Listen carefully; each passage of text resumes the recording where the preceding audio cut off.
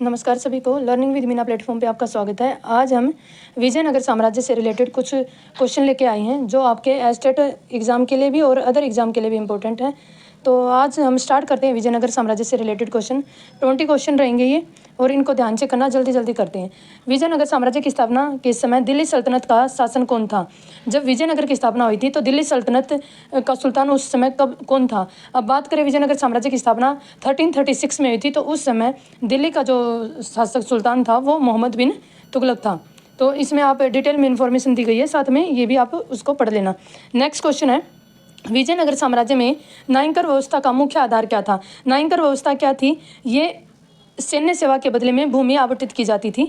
तो ये नायकर व्यवस्था थी विजयनगर साम्राज्य में। जो सैनिक होते थे या प्रशासनिक अधिकारी होते थे, उनको उनकी सेवाओं के बदले या उनकी सैन्य सेवाओं के बदले राज्य में भूमि आवंटित की जाती थी, उनको भूमि बांटी जाती थी। तो उस भूमि आवंटन प्रक्रिया को, मतलब उस भूमि आवंटन को क्या बोलते हैं? नायकर व्यवस्था।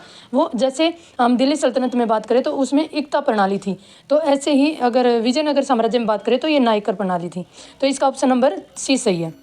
इसमें इसकी डिटेल दे रखी है, तो आप इसको अच्छे से पढ़ सकते हैं। नेक्स्ट क्वेश्चन, प्रसिद्ध तेलुगु ग्रंथ मुक्त माल्याद की रचना किस शासक ने की थी? तो ये किसने की थी?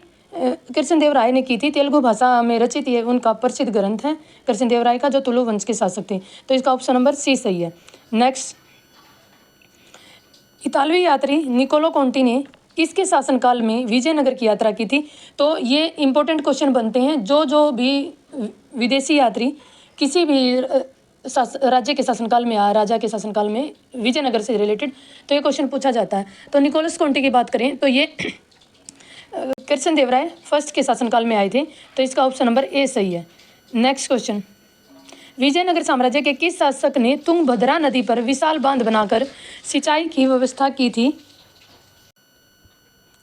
तो ये देवराय प्रथम ने की थी। तो इसका राइट ऑप्शन है थर्ड, देवराय प्रथम। ये तुंगभद्रा और हरिद्रा नदी पर बांध बनाए गए थे और शहर में पानी लाने के लिए इसे का निर्माण किया गया था, नहरों का निर्माण किया गया था। तो बात करें ये देवराय फर्स्ट के बारे में, एक फैक्ट और याद करो कि इसने तुर्क धनुर्धरों को भी अपनी सेना में भर्ती किया था, अपनी सेना को मजबूत करने के लिए देवराय फर्स्ट ने। तो नेक्स्ट क्वेश्चन है, तालिकोटा का युद्ध, राक्षसी तंगड़ी का युद्ध किस वर्ष लड़ा गया था? तो ये 1565 में लड़ा गया था, जब उस समय विजयनगर में सदाशिव गद्दी पर होते हैं। सदाशिव जो राजा थे वो गद्दी पर होते हैं, और जो रामराय के हाथ में वास्तविक शक्ति होती है। और इसी कारण माना जाता है कि जो विजयनगर का पतन का प्रारंभ अगर मानते हैं तो ये तालिकोटा का युद्ध इसी को माना जाता है। इतिहासकार इसी को विजयनगर साम्राज्य के पतन का कारण मानते हैं। यहीं से इसकी शुरुआत हुई थी, रामराय के हाथों में जब शक्ति थी, क्योंकि रामराय एक ऐसा व्यक्ति था जो मतलब फूट डालो राज करो की नीति उसने अपना ली थी। बहमनी साम्राज्यों के साथ उनमें फूट डाली थी, और जिसके कारण बहमनी साम्राज्य विभाजित हो गया था, कई राज्यों में बट गया था उस स्वतंत्र में। तो इसका ऑप्शन नंबर थर्ड सही है। नेक्स्ट है, विजयनगर की प्रशासनिक शब्दावली में आयगार कौन थे? तो ये आयगार थे गांव प्रशासन के 12 वंशानुगत अधिकारी, जो कि स्वतंत्र रूप से शासन करते थे। और एक ये मतलब स्वतंत्र इकाई होती थी 12 वंशानुगत अधिकारियों की, मतलब इसमें विजयनगर साम्राज्य में। तो ये आयगार थे। इस शब्द को अच्छे से याद करो, आयगार को। तो इसका ऑप्शन नंबर 2 सही है। नेक्स्ट है, किस राजवंश ने विजयनगर साम्राज्य पर सबसे लंबे समय तक शासन किया था? तो ये वही वंश है, राजवंश है, जिसने विजयनगर साम्राज्य की स्थापना की थी। तो ये संगम वंश है। इसका ऑप्शन नंबर सी सही है। नेक्स्ट है, विजयनगर काल के मंदिरों की मुख्य विशेषता क्या थी? तो हम बात करें विजयनगर में जो मंदिर बनवाए गए थे, विठल स्वामी का मंदिर, विरूपाक्ष मंदिर था, हजारा मंदिर था और चिदम्बरम मंदिर था। ये कई मंदिरों का निर्माण विजयनगर साम्राज्य के समय वहाँ पर हुआ था। तो इनके जो मंदिरों की मुख्य विशेषता थी वो कल्याण मंडपम और अलंकृत स्तंभ की थी। इसका ऑप्शन नंबर ए सही है। नेक्स्ट है, फारसी राजदूत अब्दुल रजाक ने विजयनगर को दुनिया के सबसे भव्य शहरों में से एक बताया था, वह किसके दरबार में आया था? तो अब्दुल रजाक जो कि देवराय सेकंड के समय पे आया था विजयनगर में। तो इसका ऑप्शन नंबर सेकंड सही है। तो इनको याद रखना कि ये फारसी इतिहासकार था। तो इसका ऑप्शन नंबर बी सही है। नेक्स्ट, विजयनगर साम्राज्य की मुद्रा व्यवस्था में सोने के सिक्के को क्या कहा जाता था? तो सोने के सिक्के को वरा या पगोड़ा कहा जाता था। तो इसका ऑप्शन नंबर ए सही है। नेक्स्ट है, कृष्णदेवराय के दरबार में अष्टदिग्गज के रूप में प्रसिद्ध कवियों में से सबसे प्रमुख कौन था? तो ये अलसानी पेदन था।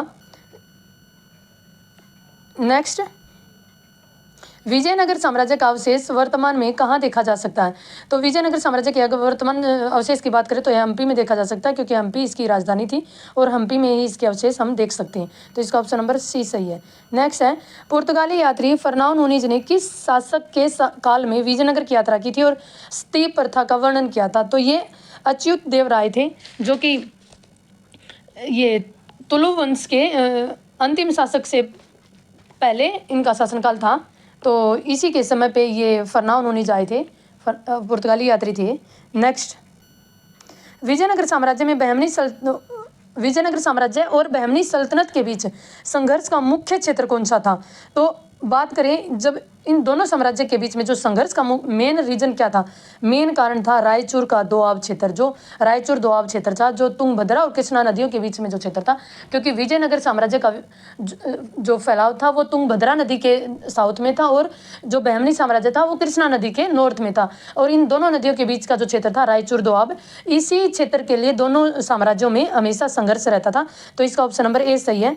नेक्स्ट, विजयनगर साम्राज्य में भंडारवाद ग्राम किसे कहा जाता था? तो ये सीधे राज्य के नियंत्रण वाले गांव होते थे, जो केंद्र के नियंत्रण में होते थे, तो वो गांव होते थे। इसका ऑप्शन नंबर बी सही है। नेक्स्ट, किस शासक ने गज बेटेकर यानी हाथियों का शिकारी की उपाधि धारण की थी? तो ये देवराय सेकंड ने की थी गज बेटेकर की उपाधि। तो ये देवराय सेकंड ने की थी। ऑप्शन नंबर डी सही है। नेक्स्ट, विजयनगर की किस मंदिर में 56 संगीत स्तंभ पाए जाते हैं जो थपथपाने पर मधुर स्वर उत्पन्न करते हैं? तो ये विठल स्वामी का मंदिर है, जिसका निर्माण कार्य देवराय सेकंड के द्वारा शुरू किया गया था और पूरा इसने कृष्ण देवराय ने किया था, जो तुलु वंश के शासक थे। तो ये विठल स्वामी का मंदिर है। ये वैसे सभी मंदिर का संबंध विजयनगर साम्राज्य से ही है और इनमें सभी में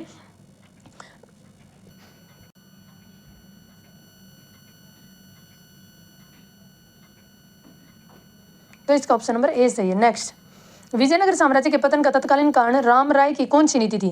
तो विजयनगर साम्राज्य की जो पतन का तत्कालीन कारण हम पहले भी डिस्कस कर चुके हैं। तो ये राम राय की जो फूट डालो राज करो की नीति थी, उसी के कारण विजयनगर का पतन आरंभ होता है। और ये जो तलवंडी का युद्ध होता है, उसी तालीकोटा का जो युद्ध होता है, उसी के कारण इस विजयनगर साम्राज्य का पतन हम उसी से स्टार्टिंग मानते हैं, जब जिसमें इसने राम राय ने ही इसका नेतृत्व किया था इस लड़ाई का। तो इसका ऑप्शन नंबर हमारा दक्कन की सल्तनतों के बीच फूट डालने की नीति। नेक्स्ट है, विजयनगर साम्राज्य में कडेयम शब्द का अर्थ क्या था? तो ये क्या था? एक व्यावसायिक कर था कडेयम, जो लोहार होते थे, बुनकर होते थे, शिल्पकर होते थे, उनके ऊपर ये कर लगाया जाता था। तो ये एक प्रकार का व्यावसायिक कर होता था। इसका ऑप्शन नंबर सी सही है।